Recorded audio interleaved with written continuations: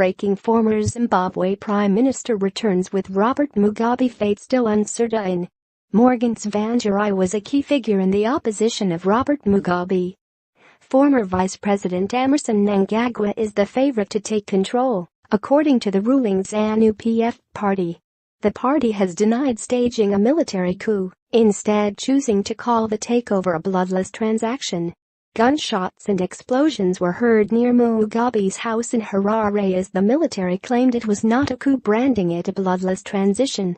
Mr. Mnangagwa, 75, was sacked from his post as Vice President of Zimbabwe for what the government called traits of disloyalty, paving the way for Mugabe's wife Grace to take power. The army claimed that they took power to remove corrupt individuals who surrounded Mugabe, with the finance minister being the first detained. The military took control of the state-run Zimbabwe Broadcasting Corporation in the early hours and promised that Mugabe and his family were safe. Major General Moyo addressed the country on state television.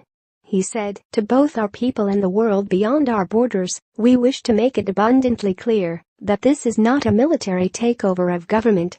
As soon as we accomplish our mission, we expect the situation to return to normalcy."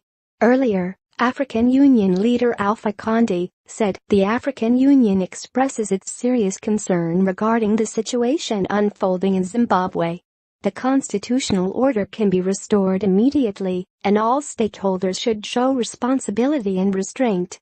Boris Johnson waded into the dispute by accusing Robert Mugabe of allowing a corrupt elite to pillage the country's natural resources, leaving its residents poorer. The Foreign Secretary said, "There is an educated population, plentiful wildlife, and what were some of the best roads and railways in Africa. Throw all this together, and you get a nation that is almost over-endowed for success." Today, in one of Africa's most fertile countries, many are close to starvation. Zimbabwe's woes came to global prominence following a campaign of controversial land seizures which saw the country's profitable farms divided up in 2000. Commercial agriculture had been a major part of the nation's economy, driving exports. Mugabe's reforms were followed by the massive levels of unemployment and uncontrollable inflation.